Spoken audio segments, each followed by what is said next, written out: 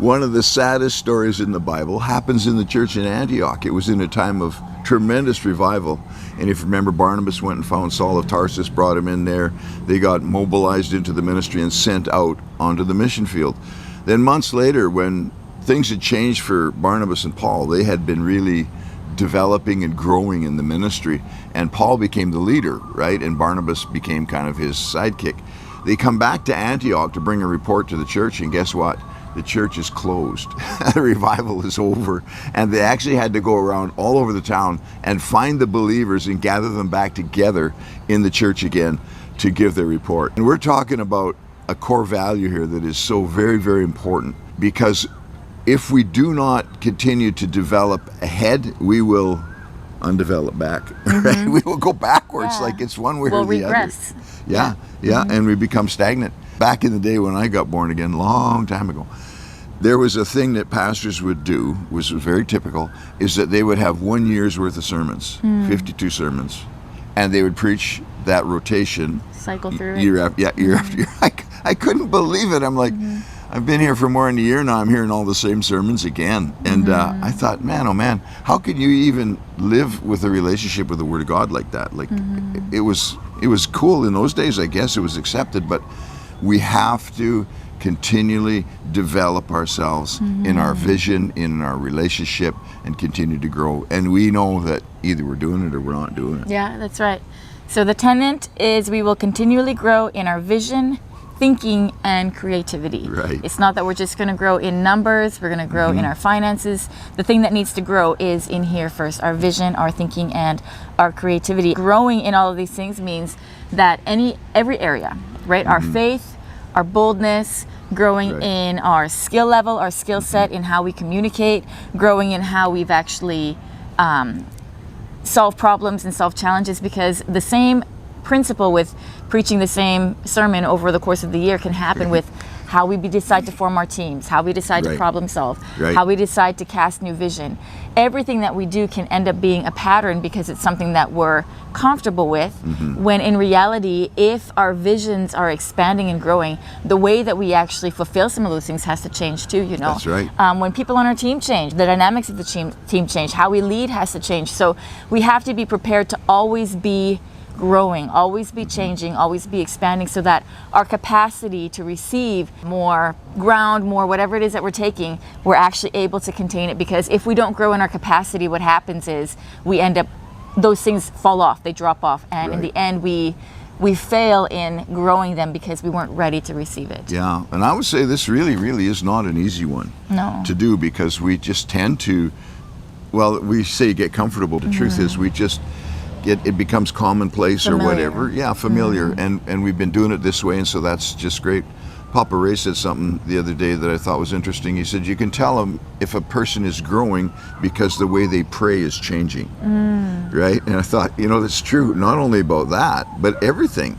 Even the way you pray in tongues changes if you're growing. And even the way that you think and you approach work and those kind of things, it needs to grow in every area. And one of the things that I love about the ministry is that we've just really got it built into us as a core value, the whole growing and creativity thing. The thing that we created this year is a lot. We make chili, then soap that washing soap. We just sell about secondhand shop, like secondhand clothes, which is amazing. That is our kind of non-profit income we're trying to make. The reason why we make that business is to reach people. Creativity can be a pretty, what would you say, superficial thing that really doesn't mean anything, but creativity means that you are actually creating something that's of value and use to people, and that's what we want to grow in. Actually, I don't care about being called a creative person or not. That really is not relevant. But the thing is, what are we building that's changing not only from us from the inside out, but changing the people around us in the way we approach ministry, and then that would really results in growth across the board. Yeah, that's right. And I think sometimes too, the idea of growth is that it has to be something new. We've always got to be adding on to what we're doing.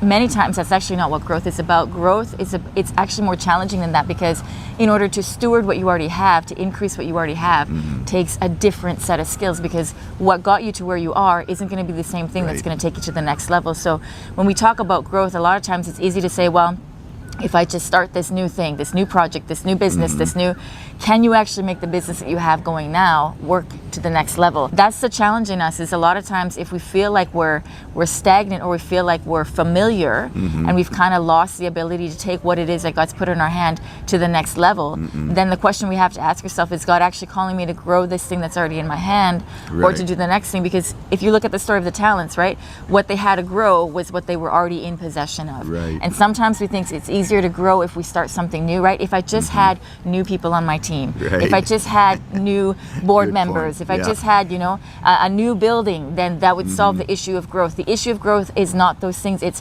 how are you stewarding what's already in our hand? And that's the challenge that we have to be ready and willing to face, because it's tough, because it means it's something that I have to do, something I have to change, something I have to learn.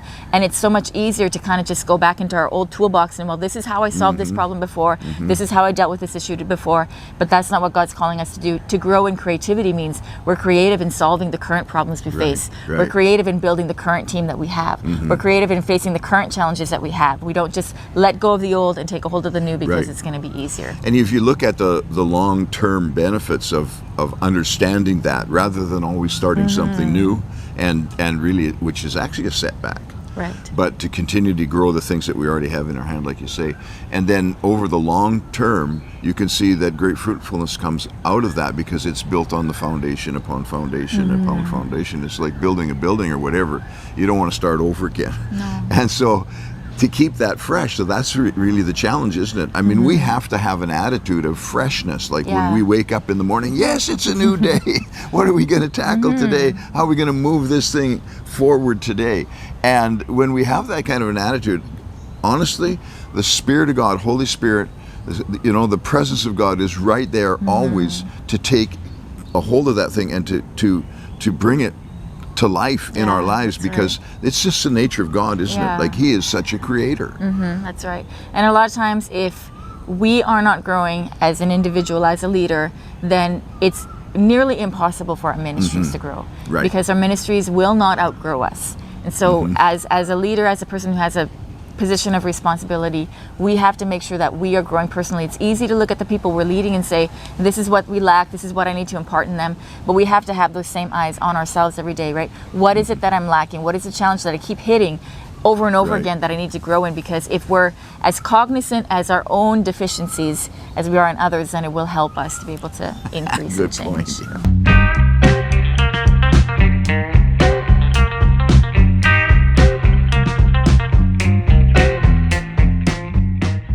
You know, this summer, me and Mom went down to Texarkana to visit Linnell Miller and John Miller and that church down there. And, you know, it's a big trip. You're going to fly down there and you do that. I'm thinking, what really would be the purpose? What would I like to get out of this trip? And one of the things that we know about Americans is they think bigger, right? They think big about everything. And so Texarkana is not like a big city or anything. It's kind of like Lethbridge, Alberta, you know.